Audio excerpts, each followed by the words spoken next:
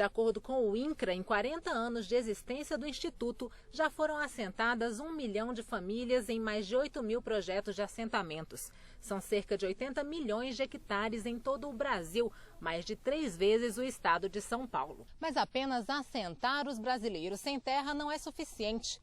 Problemas como a falta de capacitação dos novos proprietários, de tecnologia aplicada nos assentamentos e de investimentos fazem com que 7 entre cada 10 famílias assentadas não consigam gerar renda.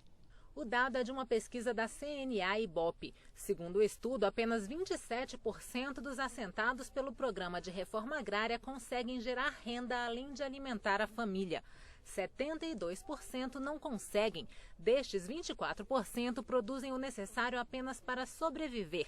10% não conseguem produzir o suficiente nem para o próprio abastecimento e 37% não produzem absolutamente nada. O Brasil já desapropriou e assentou mais do que uma Europa. São 80 milhões de hectares que o Brasil já disponibilizou. Nós temos 875 mil famílias para 8.310 assentamentos. Destes, 3% apenas estão emancipados. 97% depende ainda da cesta básica do final do mês, dos recursos do orçamento da União, dos estados ou dos municípios. Questionamos muito a pesquisa Ibope-CNA. Nós achamos que ela não tem uma base científica, nós achamos que ela precisa ser discutida, nós não temos essa pesquisa como uma referência, nós não negamos os problemas que nós temos no campo, nós não negamos assentamentos que precisam ser melhorados. Tem uma opinião muito clara a respeito disso.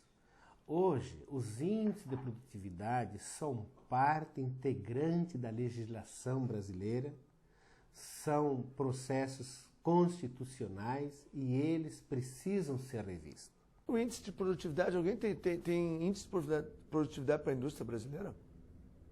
Não tem. Tem para o varejo brasileiro? Não tem. Tem para o turismo brasileiro? Não tem. Tem para o governo brasileiro? Não tem. Certo? Só tem que ter para o produtor rural? Essa é a grande pergunta.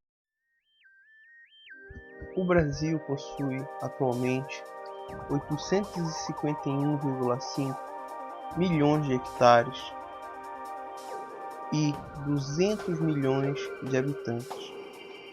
Os povos indígenas atualmente ocupam 109,6 milhões de hectares no país, com uma população aproximada de 480 mil pessoas.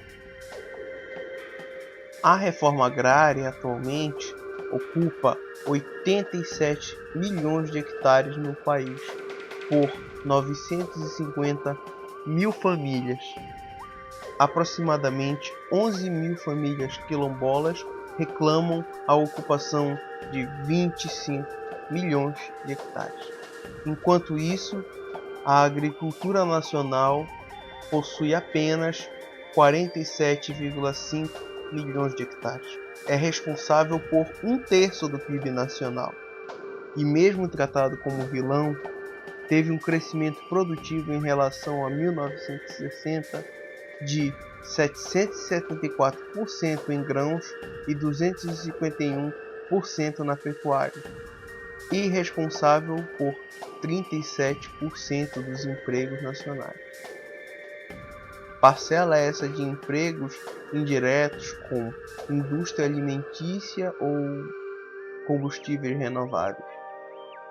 A conclusão que tiramos, portanto, é que a quantidade de hectares distribuídos a fim de reforma agrária foi muito mais expressivo até do que muitos países. E qual foi a mudança de paradigma na economia brasileira? Afinal de contas, seria benéfico para a economia brasileira? Seria benéfico ao país como um todo nós darmos as costas, nós pulverizarmos um modelo de negócios que é padrão, modelo de negócio que foi responsável por um dos maiores crescimentos econômicos da nossa história, a questão da reforma agrária, ela envolve muito mais uma política populista, envolve muito mais um conflito de interesse, envolve muito mais uma barganha em troca de cargos públicos, uma barganha eleitoreira, do que necessariamente uma discussão programática a respeito da economia ou então a respeito da vida no campo.